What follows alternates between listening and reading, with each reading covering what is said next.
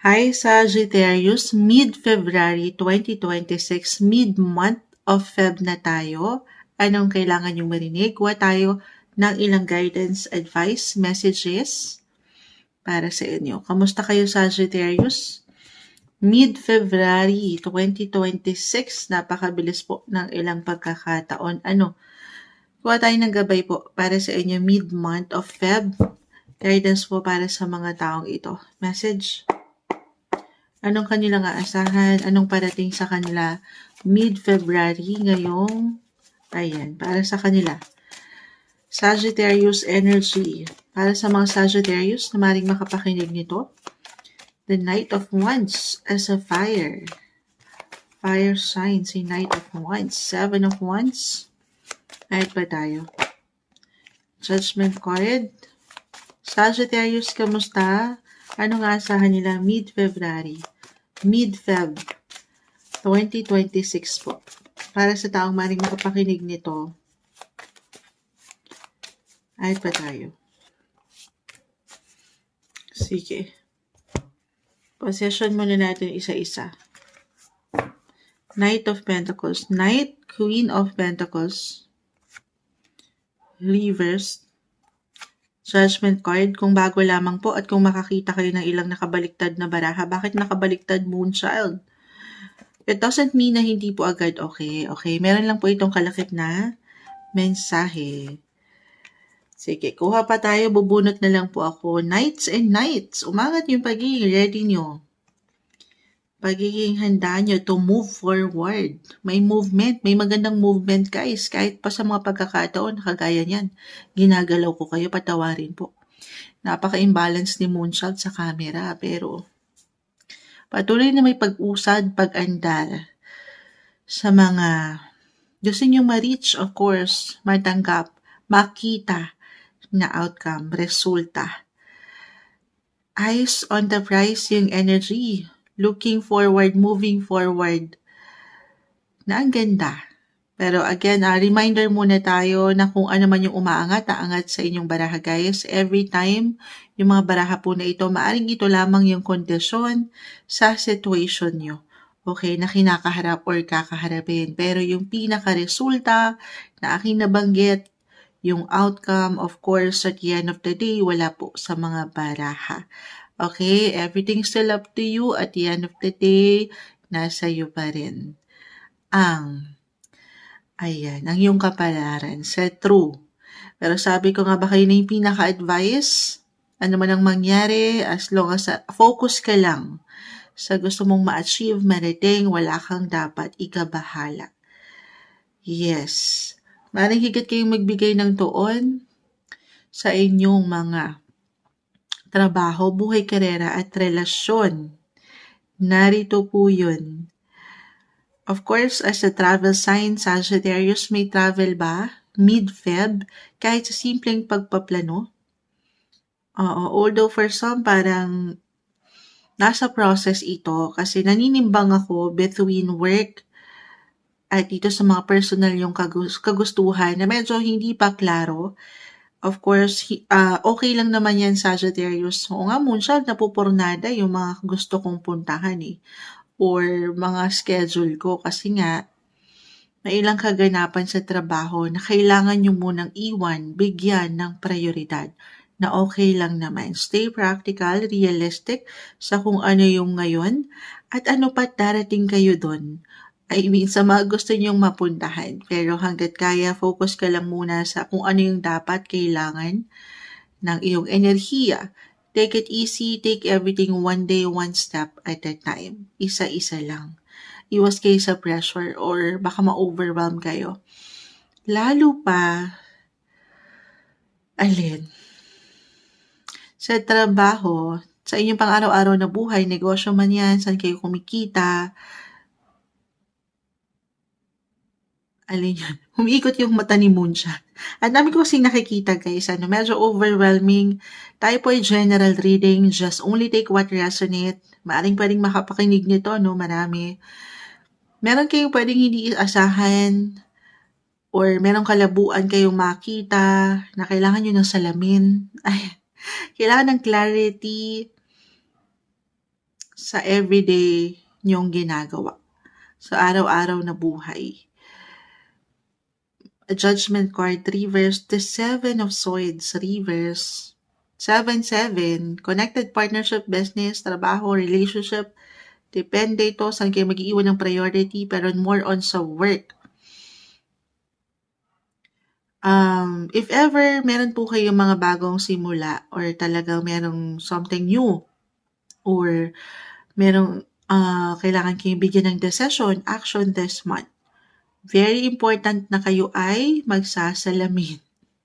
Ano daw, moonchild? Hindi. Pero kasi may kalabuan akong nakikita, no? May ilang cloudy, pagka-cloudy, at baka mag-iwan kayo ng clouded judgments na meron kayong di makita sa kabuuan ng larawan at dito mabilis kayong mag-judge or mag-judge. Ano daw, moonchild? Wala pa kasi, di pa natin naubos yung kape. Magandang umaga po. Every day is a blessing. Every gising is a blessing. Live na live tayo. Yun yung message guys ha. Hanggat kaya. Mid-February lang naman to. Mid-month. Although, sobrang mag-a-apply, papasok ko pa rin astrologically si Mercury. Planet of communication, travel as a travel sign. Connection, technology, may ilang glitch kabagalan. Ipasok na natin hanggang March. Sagittarius energy. Kung meron kayong hindi magiging okay ha, kung meron kayong big decision, big moves, big action this month, mid-February to March, hanggat kaya, ipagpaliban nyo muna. Okay? Paano yan, moonshot? Nakaset up na, ready na. Anong gagawin? Magplano para sigurado, magsalamin, do some research, get more information, gamitin ng boses. Ganun lang naman yun. Hindi magiging okay, pero maging preparado kayo. Physically, mentally, emotionally. Kung talagang wala ng option at nakahain na, nakaschedule na yung mga kailangan yung harapin. Okay, meron lang kung hindi pagkaklaro. At hanggat kaya, hindi okay.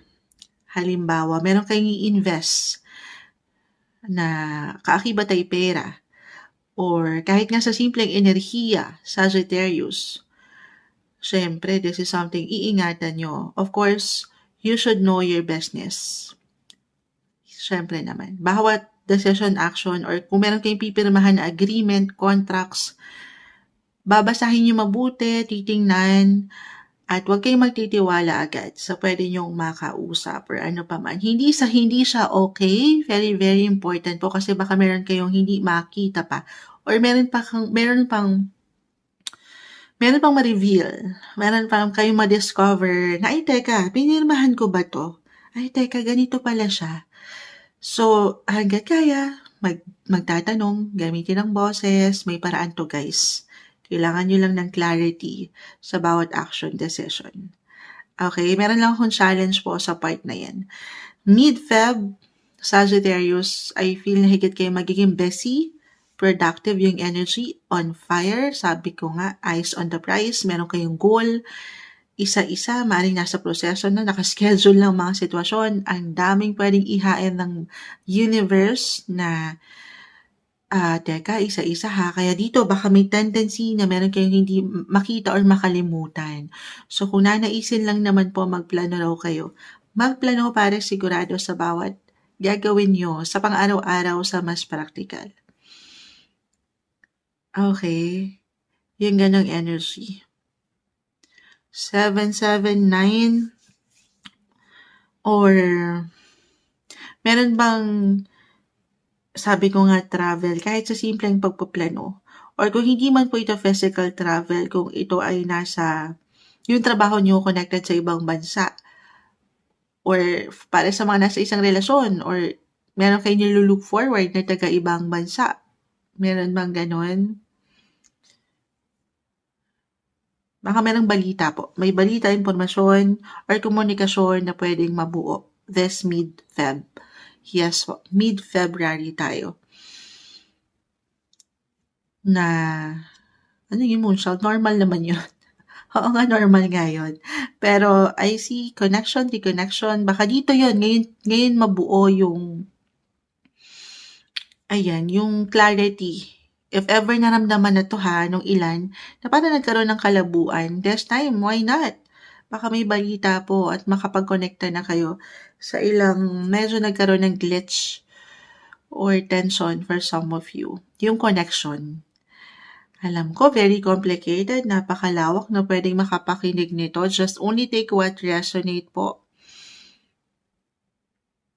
Other messages, hindi naman kailangan sa ibang bansa agad, guys. Kahit short travel lang ito.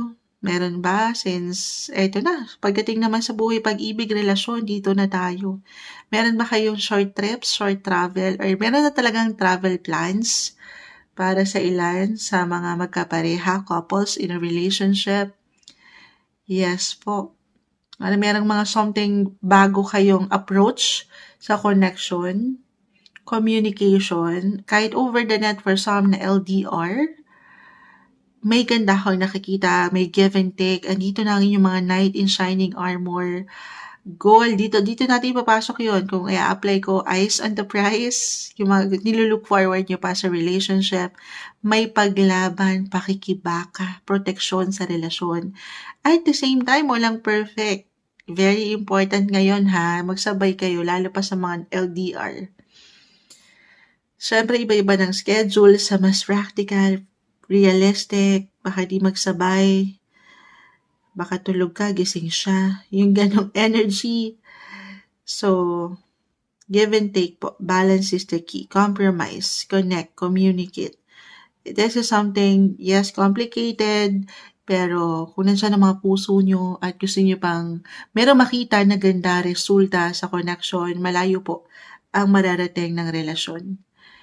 Communication. Napakahalaga ngayon, guys. Mercury, the planet of communication, will go on retrograde. Pag-uusap. Sa napakadaming pwedeng ihain ng universe, baka busy ang partner, walang masyadong time, hindi ka mabigyan ng oras, pag-unawa, at pagkasapat. Kung ano yung ngayon, yun naman. Kasi nakikita ko rin dito yung pagdepende nyo sa bawat isa, yung enerhiya na pwedeng maibigay ng bawat isa, na ang ganda.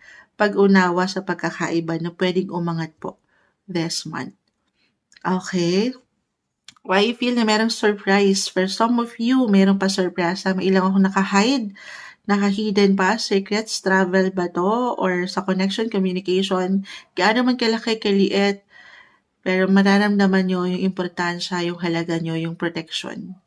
Contentment, satisfaction na deserve nyo. Ngayong mid-February, mid-month of Feb 2026 para sa inyo, Sagittarius.